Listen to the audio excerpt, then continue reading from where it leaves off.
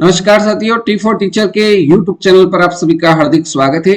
गणित practice class जो हम प्रतिदिन 11 महत्वपूर्ण प्रश्नों को हल करते हैं, यह इसका वीडियो नंबर 10 है। तो चलिए आज के इस वीडियो को शुरू करते हैं। आज का हमारा पहला प्रश्न है, पहला सवाल दे रखा है, एक कक्षा के 20 छात्रों का औसत वजन 21 किलोग्राम है। यदि उनमें अध्यापक का भी वजन सम्मिलित कर लिया जाए तो औसत वजन 1 किलोग्राम और अधिक हो जाता है, तो अध्यापक का वजन क्या होगा। तो देखिए, कक्षा में छात्र है 20 छात्र, उनका औसत वजन कितना है, 21 किलोग्राम है। तो कुल वजन निकालने के लिए अपन 20 में 21 का गुणा करेंगे तो 21 दूना 42 और एक जीरो लग जाएगी। तो ये कितना आ गया, 420 किलोग्राम आ गया। ये मतलब आपकी पूरी कक्षा 20 छात्रों का कुल वजन आ गया। आगे कह रहा है कि यदि अध्यापक को भी शामिल कर लिया जाए, मतलब कक्षा में 20 छात्र है, अध्यापक को अगर सम्मिलित करेंगे तो कितना आ जाएगा, 21 हो जाएंगे टोटल संख्या। और आगे कह रहा है कि सम्मिलित कर लिया जाए तो उनका औसत वजन 1 किलोग्राम और अधिक हो जाता है। पहले औसत था 21, अब कितना हो जाएगा, एक अधिक होगा तो 22 हो जाएगा। तो कुल वजन कैसे निकालेंगे, 21 में 22 का गुणा कर लेंगे। तो 22 का गुणा 21 से करेंगे तो ये कितना आ जाएगा, 462 आ जाएगा, राइट। अब अपने को पूछा है कि अध्यापक का वजन क्या होगा। तो अध्यापक का वजन देखो, 21 में से टोटल जो है, यदि अध्यापक भी सम्मिलित है तो 21 है, और उसमें से 20 का औसत वजन जो है वो 20 छात्र टोटल है। इसमें से मतलब 462 में से हम 420 को माइनस कर देंगे तो क्या आ जाएगा, अध्यापक का वजन निकल के आ जाएगा। तो हम करेंगे 462 माइनस 420, फिर कितना आ जाएगा 2, और 6 में से 2 गया तो 4, अर्थात ऑप्शन नंबर सी जो रहेगा हमारा बिल्कुल सही जवाब रहेगा, क्योंकि ऑप्शन नंबर सी में आपको 42 किलोग्राम दिख रहा है। तो 42 किलोग्राम जो रहेगा वो अध्यापक का वजन हो जाएगा। क्लियर है, बहुत ही सिंपल है, बड़े आसानी से आप इसको कर सकते हैं। अगला प्रश्न देखिए, सवाल नंबर 2। अर्पित ने एक परीक्षा में 175 में से, मतलब 175 में से मतलब बटे में कितना रहेगा, 175 रहेगा। आगे कह रहा है कि 126 अंक प्राप्त किए, मतलब जो प्राप्त होते हैं वो ऊपर रहते हैं और जितने का पूर्णांक रहता है उसको नीचे लिखा जाता है। अर्पित द्वारा प्राप्त अंकों का प्रतिशत क्या है, प्रतिशत में बदलने के लिए 100 का गुणा करते हैं। इसको सरल कर लीजिए तो ये 25 से 4 बार में कट जाएगा, 25 से इसको काटेंगे 7 बार में कट जाएगा, 7 एकम 7, 7 एकम 7, 5 बचा, 7 आठी 56। ये आपके पास बचा क्या है, तो ये बचा है 18 गुणित 4, और 18 का 4 से गुणा करेंगे, 18 चौक 72। मतलब आप बता सकते हैं कि अर्पित द्वारा प्राप्त अंकों का जो प्रतिशत हो जाएगा वो 72% हो जाएगा, अर्थात बी ऑप्शन जो रहेगा वो हमारे इस सवाल का राइट आंसर रहेगा। आगे बढ़ते हैं सवाल नंबर 3 की ओर। सवाल नंबर 3 है, यदि किसी आयत की लंबाई तथा परिमाप, यहाँ बात लंबाई और परिमाप की हो रही है, और दे रखा है 5:16 के अनुपात है, अर्थात लंबाई जो दे रखी है उसको 5 माना है, 5 दे रखा है, तो इसको अपन x के रूप में मान सकते हैं, लंबाई 5x मान ले। आगे कह रहा है परिमाप भी दे रखा है, परिमाप का अनुपात दे रखा है 16, तो परिमाप अपन मान लेते हैं 16x, राइट। तो हमसे पूछा है कि उसकी लंबाई और चौड़ाई का अनुपात क्या होगा। तो हम जानते हैं कि आयत का जो परिमाप होता है, आयत का परिमाप का सूत्र क्या होता है, तो आयत के परिमाप का सूत्र होता है 2 गुणित लंबाई धन चौड़ाई। ये आयत के परिमाप का सूत्र होता है, और परिमाप हमें दे रखा है कितना, 16x बराबर 2, ऐसा कैसा।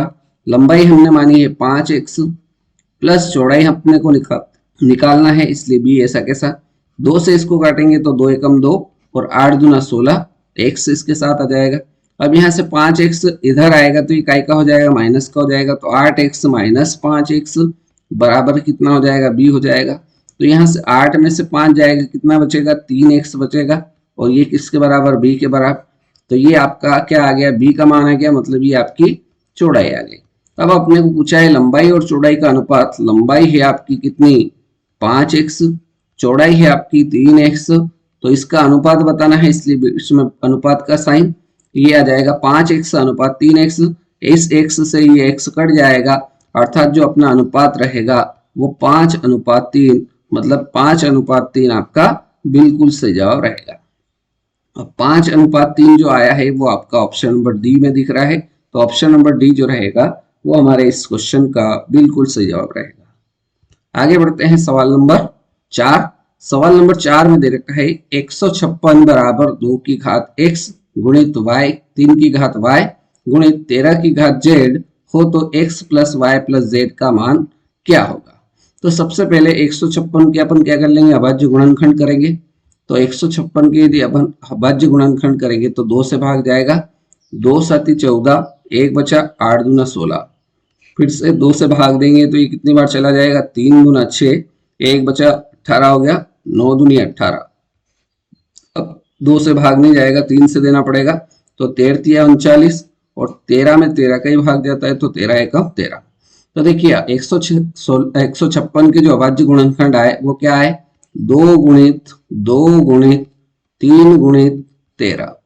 इसको अपन क्या ऐसा लिख सकते हैं क्या कि 2 बार है इसलिए 2 की घात 2 गुणित 3 एक बार है तो 3 की घात 1 गुणित 13 एक बार है तो 13 की घात 1। और इसको अपने को सवाल में दे रखा था किससे के बराबर है, तो 156 के गुणनखंड तो ये आए और इसको सवाल में अपने को बराबर दे रखा था 2 की घात x गुणित 3 की घात y गुणित 13 की घात z। तो देखिए यहाँ पर भी 2 है, यहाँ पर भी 2 है, आधार समान है तो घातें क्या हो जाएगी, बराबर, अर्थात x का मान कितना हो जाएगा, 2 हो जाएगा। x का मान कितना हो जाएगा, 2 हो जाएगा। आगे देखिए 3 यहाँ पर भी है, 3 यहाँ पर भी है, आधार समान है दोनों के तो घातें बराबर हो जाएगी। तो y का मान कितना हो जाएगा, y का मान 1 हो जाएगा, राइट। आगे देखिए 13 की घात 1 यहाँ पर है और यहाँ पर 13 की घात z है, तो यहाँ पर 13 यहाँ पर भी आधार में, यहाँ पर भी आधार में 13 है, तो z बराबर कितना हो जाएगा, 1 हो जाएगा, क्योंकि आधार समान होते तो घातें बराबर हो जाती है। अब यहाँ पर अपने को x y z का मान आ गया, लेकिन हमने सवाल में हमसे पूछा है x plus Y plus Z का मान बताना है। x plus Y plus Z का मान क्या होगा, x की वैल्यू 2, y की वैल्यू 1, z की वैल्यू 1, तो इन सभी को जोड़ लेंगे तो 2 और 2 कितना हो जाएगा, 4 हो जाएगा। अर्थात x plus Y plus Z की जो वैल्यू आएगी वो कितनी आ जाएगी, 4 आ जाएगी। ऑप्शन नंबर ए जो रहेगा वो हमारा बिल्कुल सही उत्तर हो जाएगा। आगे बढ़ते हैं सवाल नंबर 5। 729 मिलीग्राम, 729 मिलीग्राम बराबर कितने ग्राम होते हैं।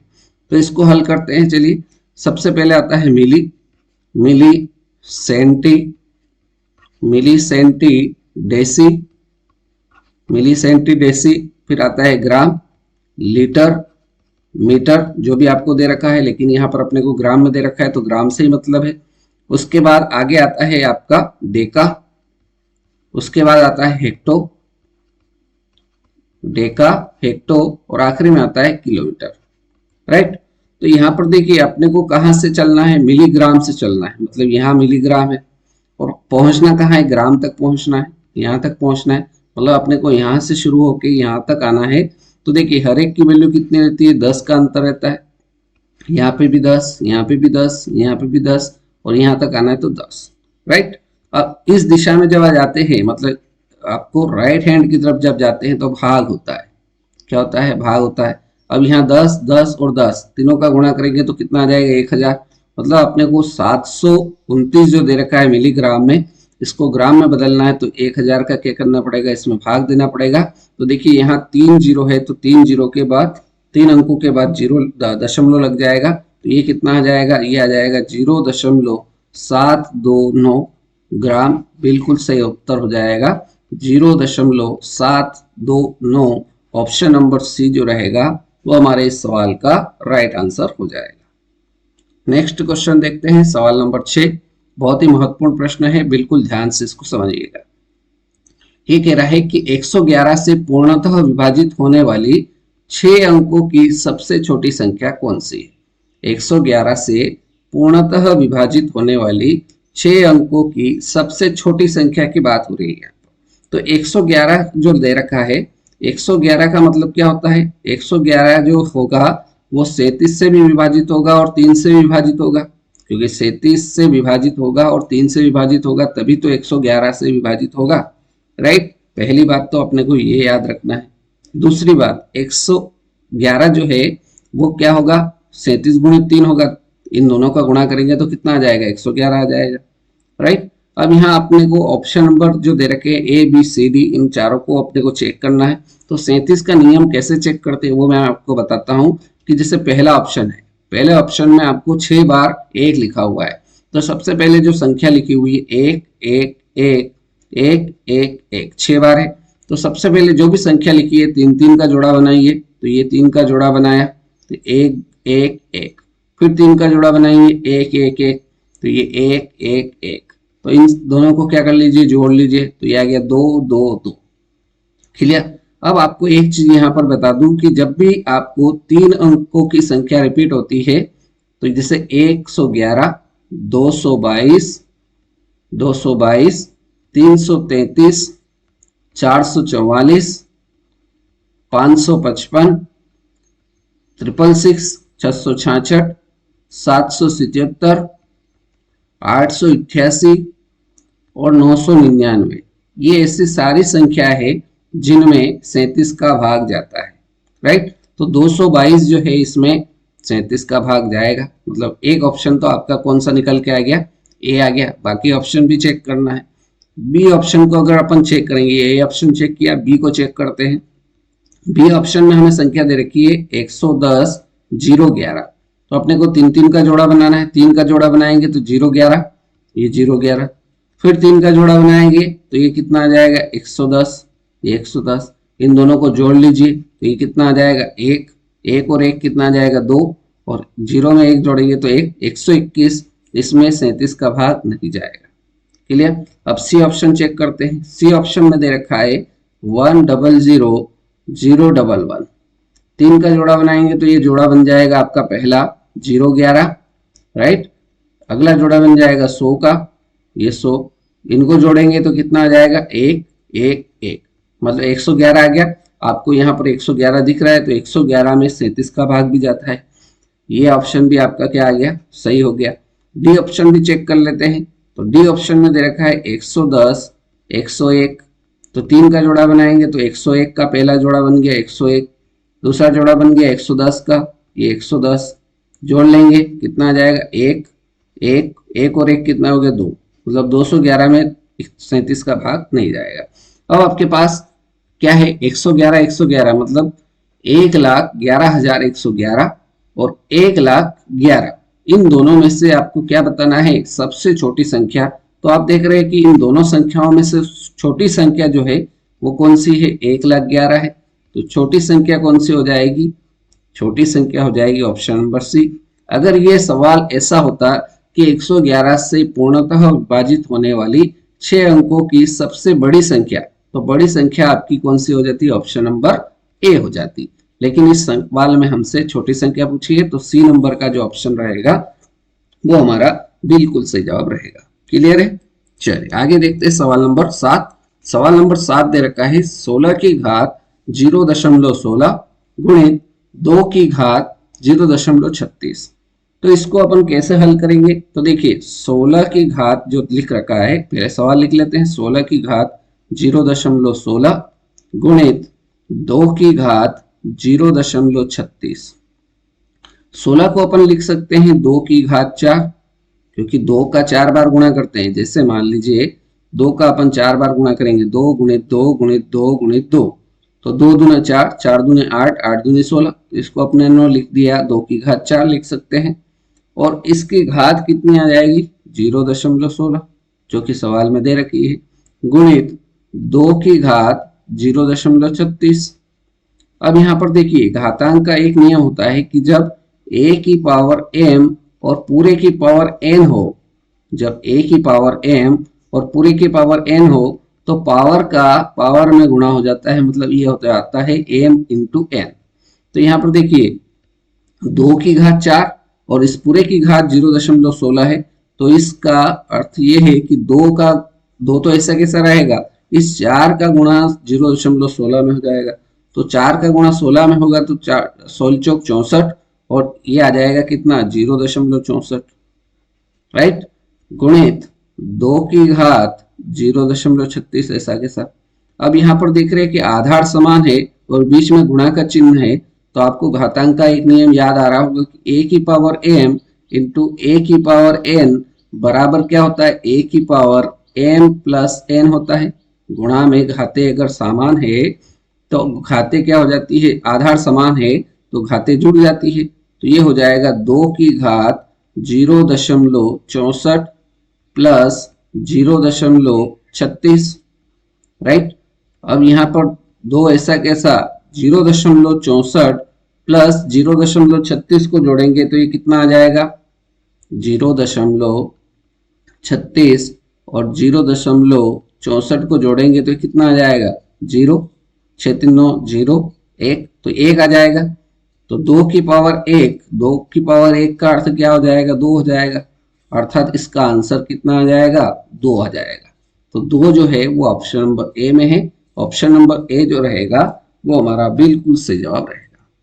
बहुत ही सिंपल है, बड़ी आसानी से आप इसको कर सकते हैं, लेकिन आपको इसके लिए ये जो घातांक के दो नियम मैंने आपको बताए ये याद रखना पड़ेंगे। चलिए आगे देखते हैं सवाल नंबर 8।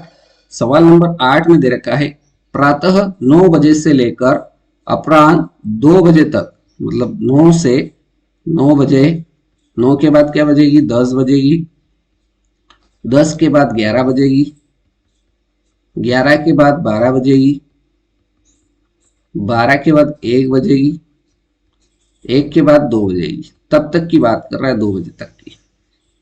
बजे तक तापमान में 21 डिग्री सेल्सियस से लगाकर 36 डिग्री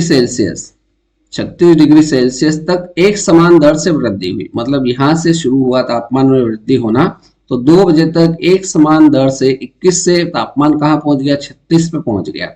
तद अनुसार ठीक दोपहर को तापमान कितने डिग्री रहेगा।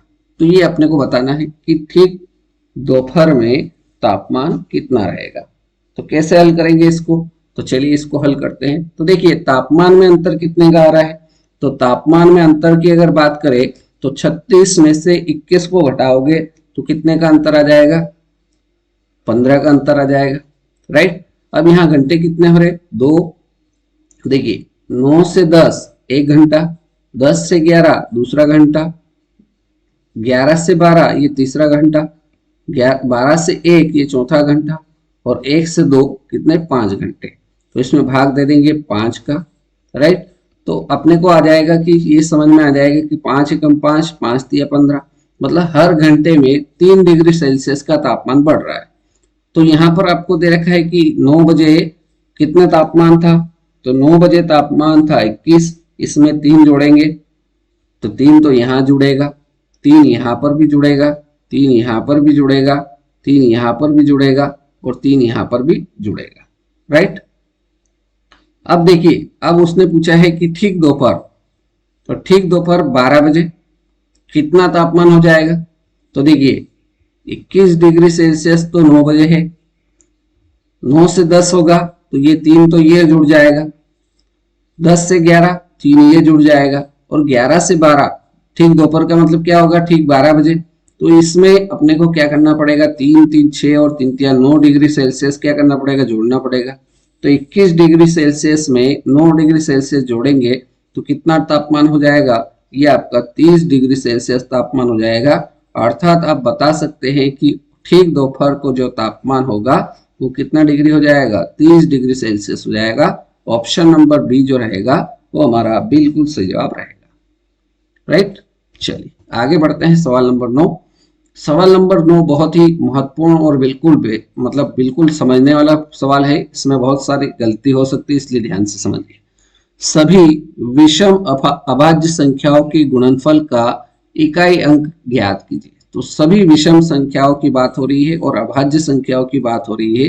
तो पहली आपकी अभाज्य संख्या होती है 2, अगली संख्या होती है 3, अगली होती है 5, फिर आगे बढ़ती है 7, फिर अगली 11, फिर अगली संख्या आती है आपकी 13, ऐसे आगे आपकी संख्या बढ़ती जाती है। लेकिन सवाल को ध्यान से अगर पढ़ोगे तो यहाँ पर यह भी बोला है कि सभी विषम अभाज्य संख्याओं की बात हो रही है। तो 2 जो संख्या है इसको आपको इसमें नहीं लेना है, क्योंकि 2 अभाज्य संख्या है, लेकिन ये कौन सी संख्या है आपकी सम संख्या है। तो 2 को इसको शामिल नहीं करना है। आगे समझना है कि अभाज्य संख्याओं के गुणनफल, मतलब इन संख्याओं का आपस में गुणनफल करते हैं, गुणा करते हैं तो इकाई अंक क्या होता है। अब आपके लिए सवाल सिंपल हो गया है। 3 में 5 का गुणा करेंगे तो 15 आएगा, 5 इकाई अंक हो जाएगा। 5 में 7 का गुणा करोगे 35 आएगा, इकाई अंक 5 हो जाएगा। 11 में 5 का गुणा करोगे 55 आ जाएगा, इकाई अंक 5 हो जाएगा। 13 पंजे 65 हो जाएगा, इकाई अंक 5 होगा। मतलब आप देख रहे हो कि हर स्थिति में इकाई अंक 5 होगा, तो ऐसी स्थिति में आपका जो आंसर हो जाएगा वो कितना आ जाएगा, 5 हो जाएगा। एक प्रश्न तो ये है इसमें, तो इस सवाल का सही उत्तर जो हो जाएगा ऑप्शन नंबर डी हो जाएगा। लेकिन यदि ये पूछ लेता सवाल, इसमें से ये विषम शब्द क्या होता, हट जाता, सभी अभाज्य संख्याओं के गुणनफल का इकाई अंक क्या होगा। मैं यहाँ प्रश्न भी लिख देता हूं ताकि आपको समझ में आ जाए। अभाज्य सभी अभाज्य संख्याओं के सभी अभाज्य संख्याओं के गुणनफल सभी अभाज्य संख्याओं के गुणनफल का इकाई अंक क्या होगा, इकाई अंक क्या होगा। अगर ऐसा प्रश्न होता तो आपका उत्तर बदल जाता। जैसे सभी अभाज्य संख्याओं की बात हो रही तो 2 भी इसमें आता, 3 भी आता, 5 भी आता, 7 भी आता है, 11 भी आता है, ऐसे आगे बढ़ते जाते। 2 का गुणा आप 3 से करते तो 6 आ जाता, 6 का गुणा 5 से करते तो 6 पंजे 30 आ जाता, और 30 का इकाई अंक 0। जैसे इकाई अंक 0 आ जाता, आगे के सारे अंक 0 हो जाते, तो ऐसी स्थिति में आपका जो आंसर आता वो कितना आ जाता, 0 आ जाता। ये भी एक महत्वपूर्ण प्रश्न है। तो इन दोनों प्रश्न में अंतर है, सभी विषम अभाज्य संख्याओं का गुणनफल 5 आता है और सभी अभाज्य संख्याओं के गुणनफल का इकाई अंक 0 आता है। ये दोनों बात बहुत ही महत्वपूर्ण है, इसमें आपसे गलती होने की संभावना रहती है। चलिए आगे देखते हैं सवाल नंबर 10। सवाल नंबर 10 दे रखा है 1 गुणित 2 गुणित 3 गुणित, आगे चलते चलते ये कहां तक जा रहा है, 100 तक जा रहा है। इसमें 2 का प्रयोग कितनी बार हुआ है, तो आखिरी संख्या जो है वो आपकी 100 है। 2 का प्रयोग कितनी बार हुआ है ये निकालने के लिए इसमें 2 का भाग देंगे, तो ये कितना आ जाएगा, 50 आ जाएगा। राइट, अब जो 50 आया है इस 50 में वापस से 2 का भाग देंगे, तो ये कितना आ जाएगा, 25 आ जाएगा।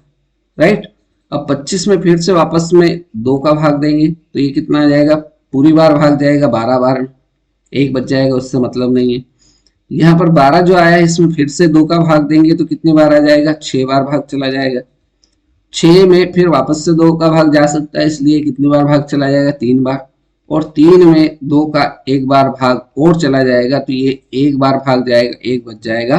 तो यहाँ पर देखिए 50 ये है, 25 ये है, 12 ये है, 6 ये है, और 3 और 1 ये सारे क्या है, 2 ये इतनी बार आए। तो अपने को सारी संख्याओं को जोड़ना है, तो 50 प्लस 25, 12 6 कितना हो जाएगा, 18 हो जाएगा। ये 18 प्लस 3 और 1 कितना हो जाएगा, 4 हो जाएगा। राइट, तो अब इन सबको जोड़ लेंगे, तो जोड़ने पर कितना आ जाएगा, चलिए जोड़ लेते हैं। तो ये 5 5 और 4 9, 8 8 16 और 1 17 का 7, हासिल आया 1। ये आ जाएगा आपका 5 और 2 7 और 1 8 और 1 हासिल का 9, मतलब 97 बार क्या आएगा, 2 आएगा। 1 से लेकर 100 तक के गुणा में कितनी बार 2 आएगा, 97 बार। तो 97 बार आपका बिल्कुल सही जवाब जो रहेगा वो रहेगा option number D. Option number D जो रहेगा वो हमारा एकदम राइट आंसर हो जाएगा सवाल नंबर 10 का। क्लियर है। चलिए अब बारी है आज के इस वीडियो के अंतिम सवाल, सवाल नंबर 11 की। 3 संख्याओं का अनुपात दे रखा है 3:5:4 और संख्याओं के वर्गों का योग दे रखा है 200 है। तो सबसे बड़ी एवं सबसे छोटी संख्या का अंतर अपने को निकालना है। तो संख्याओं का अनुपात दे रखा है, तो 3x पहली संख्या हो गई, दूसरी संख्या अपने को 5x हो गई, अगली संख्या हो गई 4x। राइट, अब इनके संख्याओं के वर्गों का योग, वर्गों का योग मतलब ये क्या हो जाएगा, 3x का स्क्वायर प्लस, योग का बोला है इसलिए प्लस कर रहे हैं, 5x अगली संख्या इसका स्क्वायर प्लस अगली संख्या 4x है इसका स्क्वायर। ये किसके बराबर होता है, 200 के बराबर होता है, ये सवाल में दे रखा है। तो 3 का स्क्वायर कितना हो जाएगा, 9 हो जाएगा, x स्क्वायर प्लस 5 का स्क्वायर 25 x स्क्वायर प्लस 4 का स्क्वायर कितना हो जाएगा, 16 x स्क्वायर, और ये किसके बराबर है, 200 के। तो यहाँ पर देखिए इन सभी अंकों को जोड़ लेंगे, यहाँ 9 है, यहाँ 25 है, यहाँ 16 है, ये कितना हो जाएगा, 25 और 16 और 9 ये हो जाएगा 50 x स्क्वायर। 50 x स्क्वायर किसके बराबर है, 200 के बराबर है। तो यहाँ से x स्क्वायर बराबर क्या हो जाएगा, 200, और ये 50 गुणा में है, इधर आएगा तो बटे में चला जाएगा, 1 0 से 1 0 कट जाएगी, 5 से ये कट जाएगा 4 बार में, तो एक्स स्क्वायर बराबर कितना है ये 4। इसको अपन लिख सकते हैं एक्स स्क्वायर बराबर 4 को लिख सकते हैं 2 का स्क्वायर, स्क्वायर से स्क्वायर कट जाएगा, तो एक्स की वैल्यू जो आ जाएगी वो कितनी आ जाएगी 2 आ जाएगी। कितनी आ जाएगी 2 आ जाएगी। अब जो संख्याओं का अनुपात था उसको अपन निकाल देते हैं कि पहली संख्या जो थी वो 3x थी, तो पहली संख्या हो जाएगी आपकी 3 गुणित 2, पहली संख्या तो आपकी आ गई 6।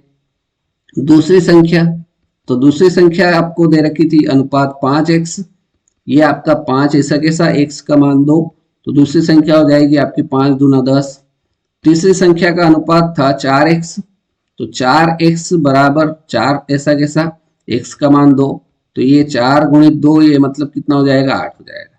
सवाल में हमसे बोला है सबसे बड़ी एवं सबसे छोटी संख्या का अंतर कितना होगा।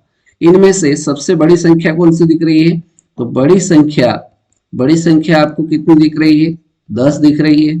सबसे छोटी संख्या आपको दिख रही है 6, तो छोटी संख्या ये आपको कितनी दिख रही है, छोटी संख्या दिख रही है 6। अंतर का मतलब घटाना, तो 10 में से 6 को घटाएंगे तो कितना आ जाएगा 4 आ जाएगा, अर्थात बड़ी संख्या में से छोटी संख्या को घटाएंगे तो बड़ी संख्या और छोटी संख्या का अंतर जो आएगा वो कितना आ जाएगा 4 आ जाएगा। अर्थात आप बता सकते हैं कि ऑप्शन नंबर ए जो रहेगा वो हमारे सवाल नंबर 11 का बिल्कुल सही उत्तर हो जाएगा। तो इस प्रकार से आज के इस वीडियो में हमने गणित प्रैक्टिस क्लास नंबर 10 जो थी इसमें हमने 11 महत्वपूर्ण प्रश्नों को हल किया। उम्मीद करता हूँ 11 सवाल आपको अच्छे समझ में आए होंगे। वीडियो आपने पूरा देखा उसके लिए बहुत बहुत धन्यवाद। अगर वीडियो आपको अच्छा लगा हो तो वीडियो को लाइक करें, अपने दोस्तों को शेयर करें और चैनल पर नए हो तो चैनल को सब्सक्राइब कर लीजिए। आगे ऐसे ही आपको वीडियो मिलते रहेंगे। आज के इस वीडियो में फिलहाल इतना ही।